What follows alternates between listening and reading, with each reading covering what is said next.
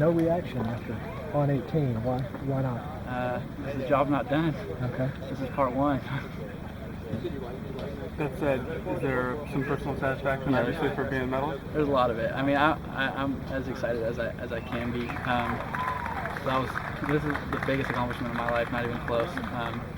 Obviously, the team would be much better, but right now it feels really, really good. Does this validate the season, or on the way to validating the season? Pac-12 for me validated my season because I thought I had a pretty good run for a while, but this gives me that extra confidence going into the summer.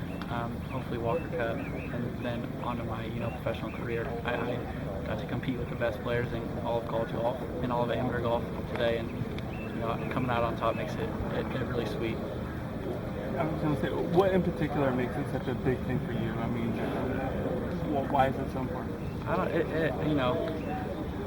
Personally, coming in as a freshman, I couldn't imagine being at a national championship, let alone contending. And you see the Justin Thomases and the Bobby Whites and Corey Whitsits, all those guys, and you just think, man, they're so good, and to come out and beat them when you need to, it just makes you feel so much better about your own game, I think. Where does NCAA medalist rank in terms of amateur accomplishments in your mind? Just about the top. I mean, maybe U.S. Amateur would be a bit higher, but I mean, we work all year for this. This is something like a 7-month grind. This is where it culminates. So it's not just 1 week. It's a lot of work and just a lot of grinding. And for it to win the national championship really does mean a ton. So you would put it just below the U.S. Amateur? Probably, yeah. I can hear your coach telling you what some of the scores were as y'all standing up there on 18. Were you aware coming through the back nine where you were, or was that the first time? I wasn't. I knew after 9 I had a 1 or 2 stroke lead, and then going through the back 9 I knew it was tough. I had made a bogey, made 1 birdie, and I figured, just in my head, I knew I had to be at least up by 1. And if someone had caught me, I wasn't too worried about it, just because, I mean, they would have played great back 9. And so that's why I waited till 18, asked them where we stood. He said 2 up, or whatever it was, 3 up. And so, I just wanted to have a number going into that shot. Did the specter, though, and perhaps you had to talk to officials again, given the timing, did that enter your mind at all on the back 9? No, I was a veteran.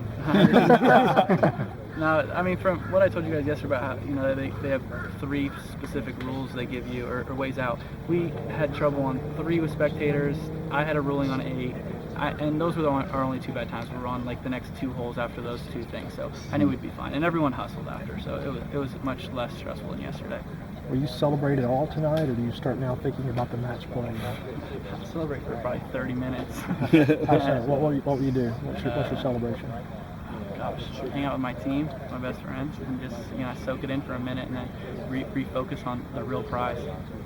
Des said a few weeks ago that you made the decision to stay amateur for the summer. Did that really clear your mind for you these last few weeks coming down the stretch? Yeah, it did. I mean, it was about a month and a half ago that I got the idea of going pro, just because making Walker Cup just seems so impossible with all the great golfers that there are here in the United States. But once I just kind of, my friend Johnny MacArthur actually told me, he goes, pro's always going to be there. He goes, well, can you live with yourself if you turn down the opportunity? And I said, no. I said, if I miss it by a mile, I could live with myself. So once I got that out of the way, I kind of just got so focused on that goal. It was so close. And I just was like, all right, well, there's your goal. It's in 4 months. I said, start working for it. And I think it just gave me some direction where I was going. You birdied 3 of the first 5, is that right? Yeah. Is that 2 and then 2, 4, 5. Can you describe what happened on those the 3? 2 was awesome. It was pretty firm and windy when I teed off. Mm-hmm. Played a good first hole, solid. And then 2, I hit a great drive, just a little draw. And then the second shot, that pin was back left, and I had a good number. I had just about just over a 3/4 lob wedge, and I caught it perfect. And right when I hit it, I knew it was going to be good. Mm-hmm. To get it all the way back to that pin was great, because I only had about 4 feet, but it was flat, and I don't think there was another flat putter on that pin, so that was good. And then 4, I hit a great drive and then had 280 to the pin. And I told Walter, it was a little bit downwind. I told my coach, assistant coach, I said, if I hit this 3-wood good, I think I can fly it to the pin. And if you can get long, it's your only easy chip or putt. And I ripped one, and it right at the pin, went long, and I just had about 50 feet down the hill. So that was a nice easy 2-putt. And then 5 was a good one. I drove it over the green again. I just wanted to be long so I could chip back up the hill. And I had about a probably 80-foot chip and just used a little pitching wedge and hit a good one to about 5 feet and made the putt. Okay, there in the middle. And then no bogeys, so I made that's pretty good on this. 40-footer on 8 for par. And What was that? 40-footer on 8 for par. 40. Layup, hit a decent wedge shot. I was just trying to keep it below the hole somewhere.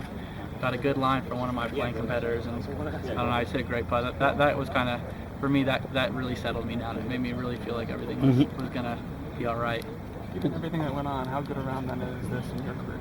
It's pretty good. I mean, I know you have the 61, but could this be almost better? I mean, the 61's great, but I felt like the first round, a lot of people around here can do it, shoot a 61, but I always test myself on when it counts. And when the lights are on, what do you do? And no bogeys is always my goal, and no bogeys today. That felt really good. Did y'all talk about last night after this back 5? Y'all had some issues yesterday with the back 5 holes, last 5 holes.